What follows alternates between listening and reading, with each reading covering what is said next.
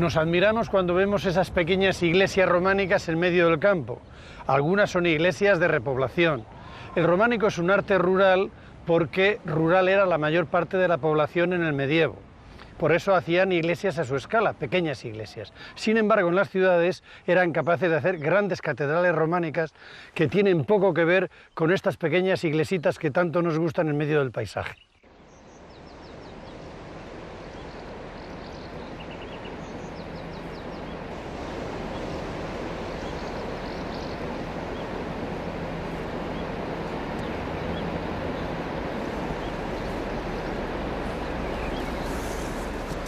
El románico de la ciudad se separa de la campiña, ya no es tan rural. La imagen es la clásica, un gran río, la muralla, el casco urbano y por encima emergiendo las torres de las pequeñas iglesitas. Su escala rural, pero sin embargo la ciudad cuenta ya con la catedral, que tiene una imagen que es el logotipo de la ciudad, la expresión del poder de la burguesía urbana y sobre todo de la iglesia, y se levanta por encima del río, por encima de la muralla y por encima del caserío, exhibiendo con soberbia sus torres y su cimborrio, que dan un perfil inconfundible a estas ciudades medievales.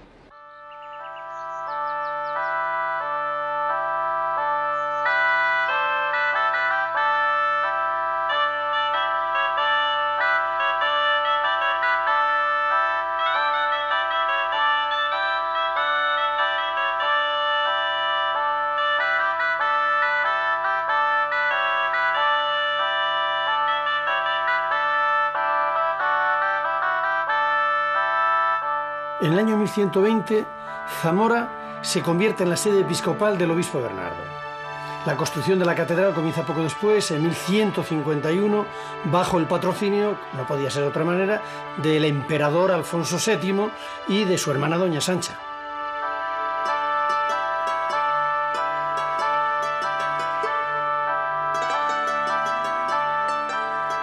Esta catedral ha sufrido muchas transformaciones. Le ha pasado a todas las catedrales medievales españolas porque han sido ampliadas a lo largo de los siglos, pero conserva las formas fundamentales que nos permiten entender que fue la catedral que sirvió de modelo a las de Salamanca, a la de Ciudad Rodrigo y también a la Colegiata de Toro.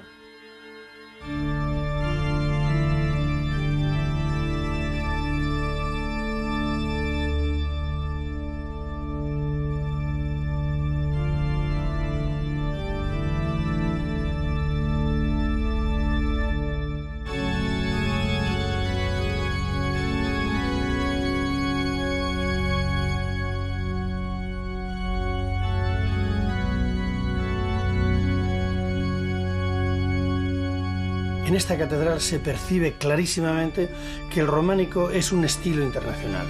Se nota por la influencia francesa de las naves, de la construcción y, sobre todo, también por la influencia bizantina del cimborrio. Esta catedral expresa el nuevo poder de la Iglesia en la ciudad y también el simbolismo evangélico de la nueva liturgia.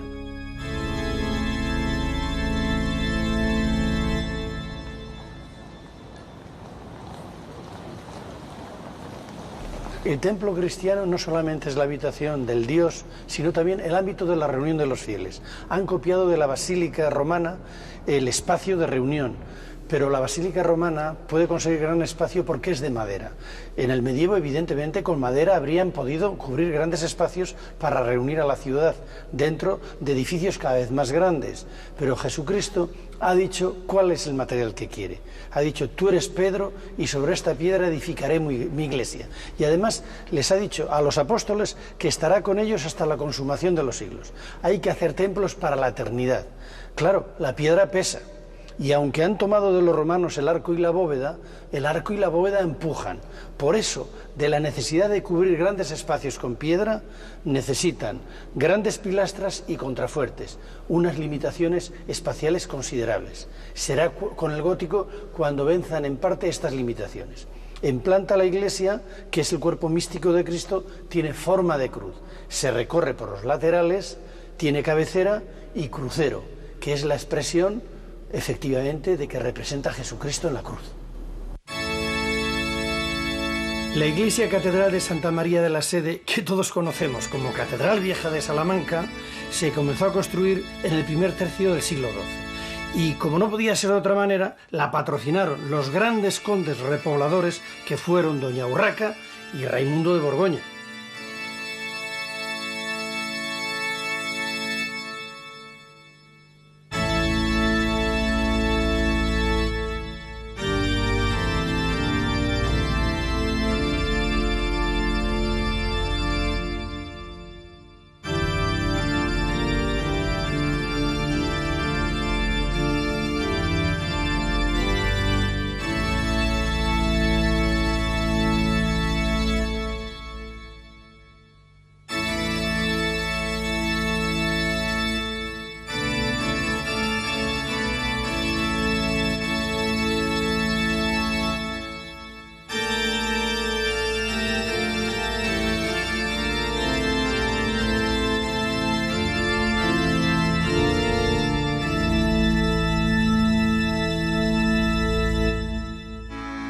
Acometer una catedral ya son palabras mayores, las obras se alargan y aunque la aportación fundamental es de Alfonso VI y Alfonso VII, la pureza románica se va perdiendo a medida que las obras se prolongan, la iglesia se eleva y anuncia el gótico.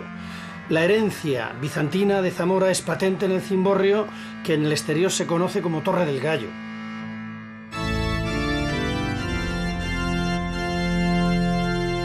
La palabra catedral viene de cátedra. Y es cátedra porque es la sede del obispo sucesor de los apóstoles. Él es quien imparte la cátedra porque es el único que puede administrar todos los sacramentos, sobre todo el del orden, imponiendo las manos.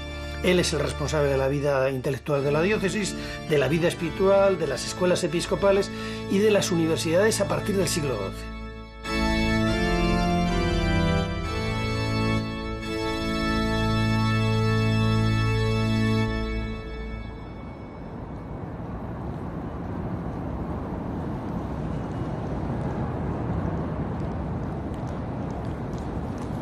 Fernando II repobló y fortificó Ciudad Rodrigo y además para reforzar su existencia la nominó como sede episcopal, con la oposición fuerte de Salamanca y Ávila que perdían territorios e influencia. La construcción comenzó en 1165 y se prolongó durante 2 siglos. Hoy los restos románicos de influencia francesa que se probaron previamente en Zamora y Salamanca se combinaron con los elementos que se desarrollaron ya en el gótico y nos permiten ver la arquitectura y la escultura con la transición entre ambos estilos.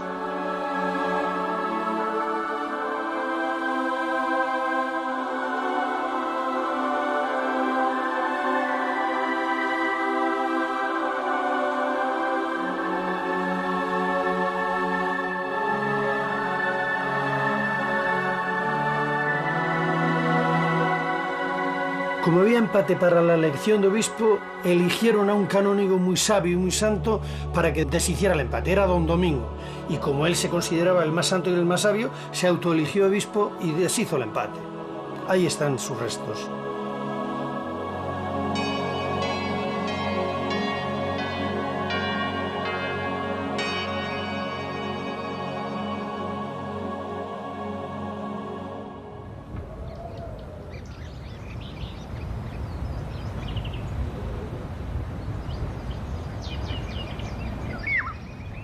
Como la zona de Soria tiene una reconquista tardía, no son los monasterios la punta de lanza de la repoblación, como ha ocurrido en otros reinos cristianos. La iglesia se organiza de otra manera. En concreto, es Osma la cabeza del episcopado. Reinstaura su sede episcopal en el año 1101 con el obispo Pedro de Osma, que es un gascón que proviene de Bourges. Es este el que construye en el burgo de Osma la catedral.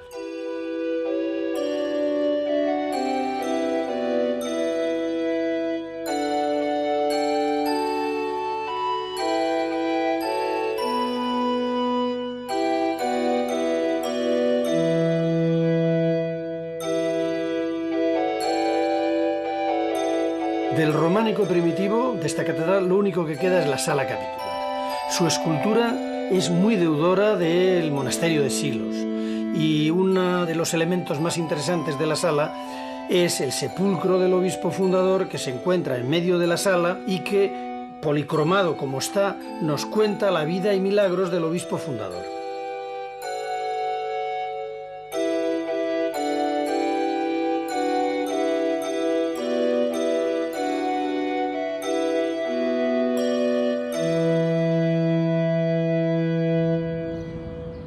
En la repoblación de Ávila tiene mucho que ver el rey Alfonso VI, que tenía grandes relaciones con Francia. Su yerno, Raimundo de Borgoña, que era de origen francés y que casó con la hija de Alfonso, Urraca, es el que comenzó la construcción de la catedral. Ávila es ciudad fronteriza y es una ciudad militar. Y es fantástico ver cómo el ábside de la catedral enlaza directamente con la muralla.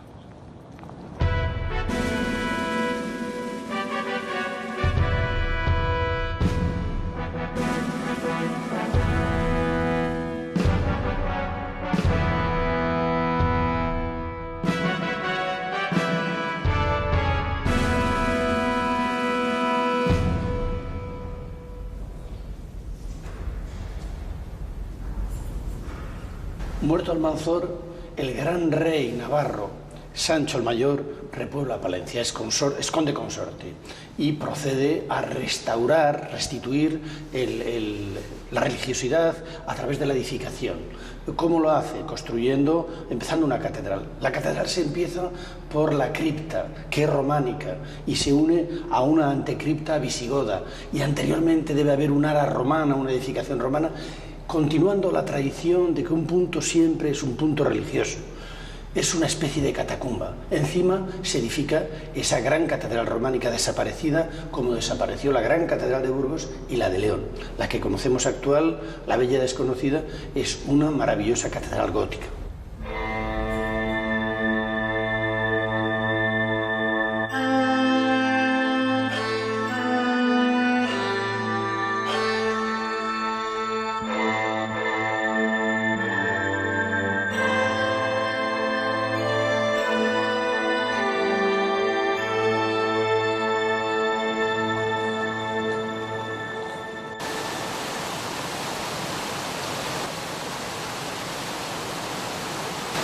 La consolidación de la frontera sur del Duero fortalece la economía de las ciudades y estas son capaces no solamente de construir catedrales, sino que las ciudades menores construyen colegiatas, como es el caso de Toro.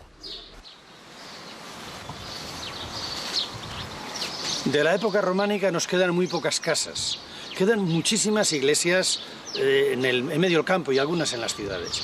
Edificios grandes, algunos castillos, las catedrales y las colegiatas. La diferencia entre una catedral y una colegiata es bien sencilla. En la ciudad mayor se lleva al obispo y se lleva al sucesor de los apóstoles, con su cátedra. Esa es la catedral. La ciudad que no ha tenido tanta suerte en el crecimiento, este es el caso de Toro en relación con Zamora, se queda con la colegiata, donde los canónigos forman un colegio y cantan y ofician el culto divino, al igual que en las zonas rurales hacen los monasterios.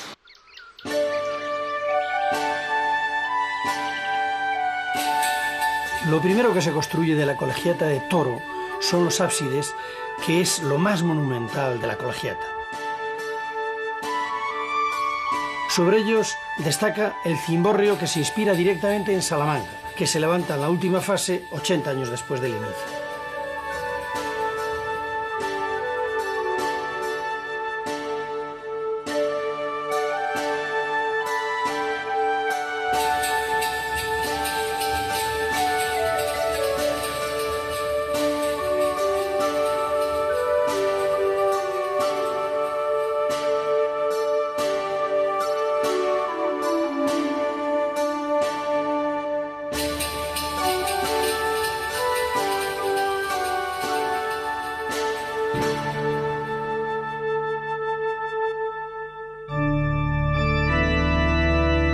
Esta real e insigne colegiata empezó con 12 canónigos y un abad y llegó a tener hasta 55 personas dedicadas al culto. Perdió el título de colegiata con el concordato de 1851, cuando Toro dejó de ser capital de provincia.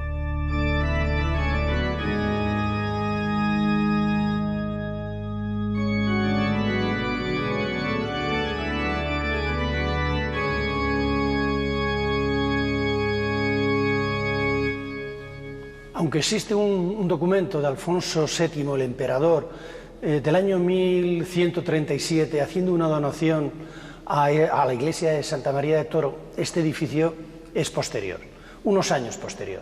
Se está copiando el modelo de la Catedral de Zamora. Salamanca se construye a la vez.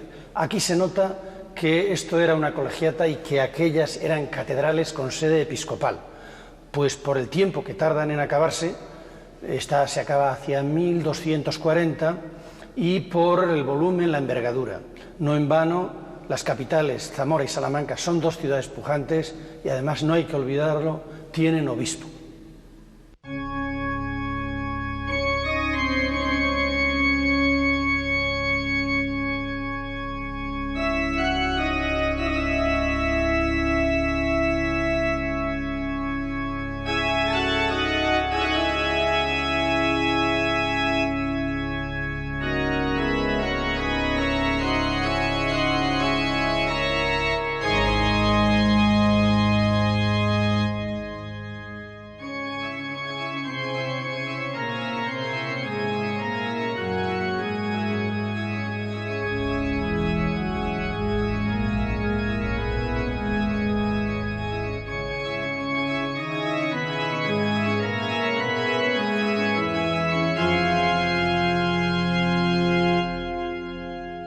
Tenía que haber sido románica, pero la portada de la Majestad o del Paraíso, policromada bellísima por la tardanza de las obras de la catedral, es ya plenamente gótica.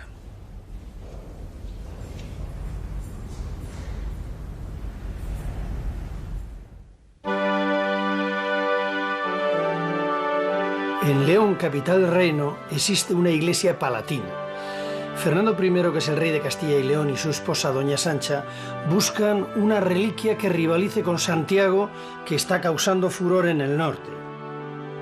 Como este rey es un rey peleón, en una de las incursiones que realiza llega hasta Sevilla, y el tributo que exige por su victoria al rey moro Almotatid es la entrega de los restos de San Isidoro, que fue uno de los padres del cristianismo español y que falleció en el siglo VII. Se lleva las reliquias en el año 1063 a aquella iglesia de San Juan y San Pelayo, a la que da el nombre de San Isidoro que hoy conocemos.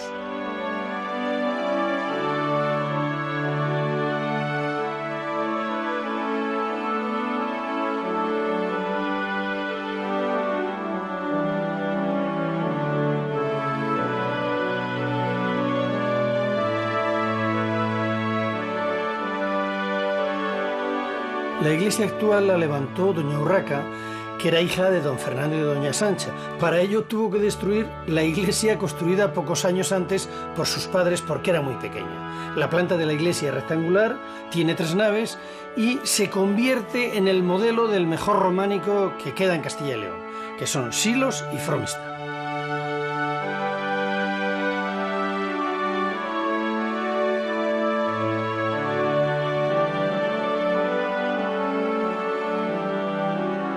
Los magníficos capiteles de la iglesia tienen mucho que ver con Compostela y con la mano del maestro Esteban.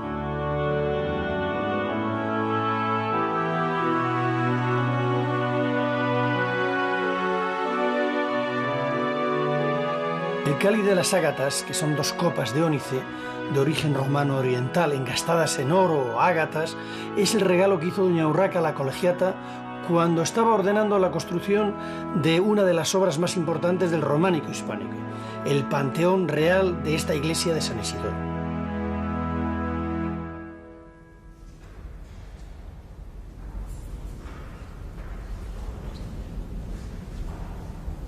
Alfonso VII se hace coronar emperador en León en el año 1135.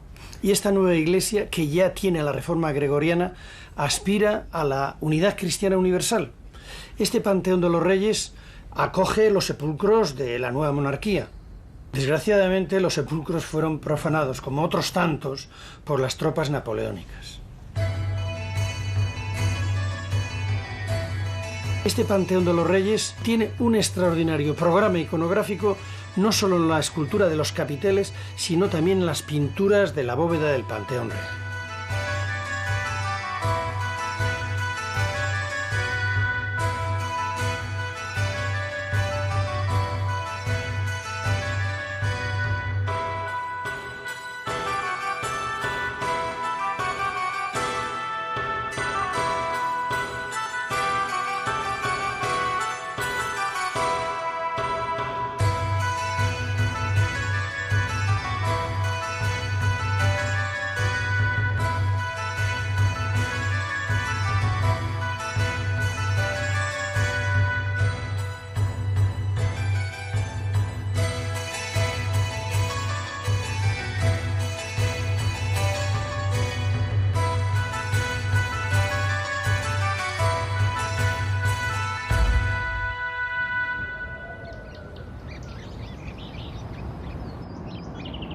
En 1152 la iglesia de San Pedro pasa a ser la colegiata de Soria. Lo es hasta el siglo XX, en que deja de serlo para ascender a catedral con la del Burgo de Osma. El gran templo románico que fue ya no lo es, solo quedan los brazos del crucero de la iglesia, que es gótica, algunas puertas y gran parte del claustro sí.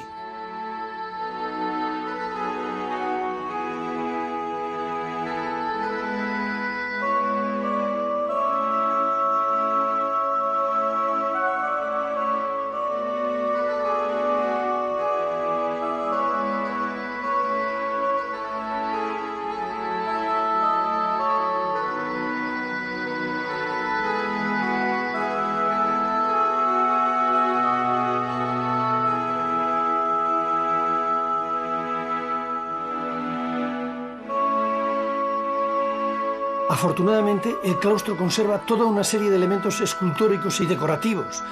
En ellos se ven influencias musulmanas, sobre todo en los arcos y vanos polilobulados, y sobre todo el taller de silos. Está allí presente con los capiteles que tienen formas vegetales y figurativas que nos presentan escenas del Antiguo y del Nuevo Testamento.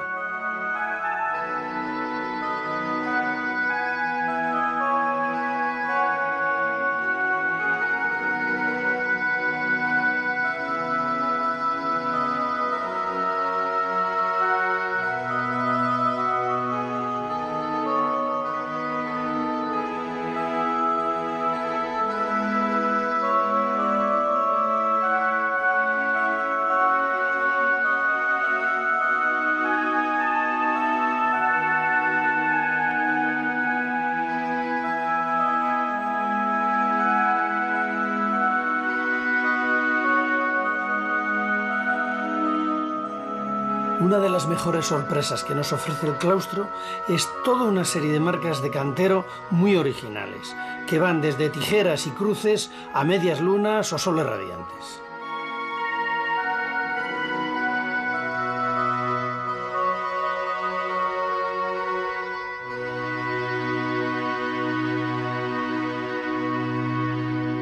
En la provincia de Zamora, a orillas del río Tera, Alfonso VI, en el año 85, estableció una abadía de canónigos regulares. La iglesia es lo que queda de la colegiata y es una de las construcciones románicas más antiguas de la provincia de Zamora. Ya Fernando I y doña Sancha, en el 63, la donaron a la sede de Asturias, a la que todavía pertenece.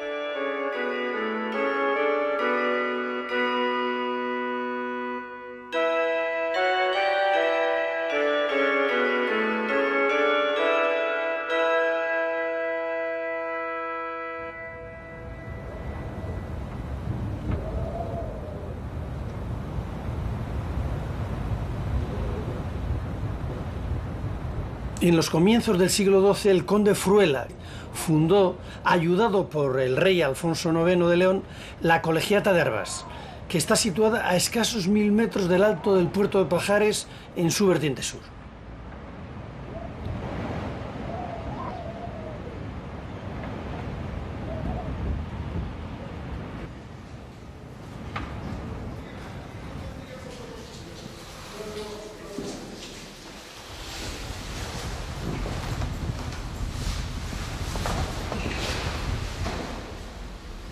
Esta es una colegiata muy particular. No está emplazada en una ciudad, sino en medio del campo. Es colegiata porque la regentan canónigos de San Agustín, cuya función no solamente es el culto divino, sino por el emplazamiento en el puerto de Pajares, asegurar el servicio religioso y la manutención a peregrinos y transeúntes. En un principio, en el siglo XII, pues es muy románica, pero tiene una gran vocación, tiene una tendencia a la elevación, y posteriormente en las obras de finales del XII y sobre todo en las bóvedas del XIII tiene una estructura de crucería que es realmente el equivalente a una catedral gótica. Por eso produce asombro.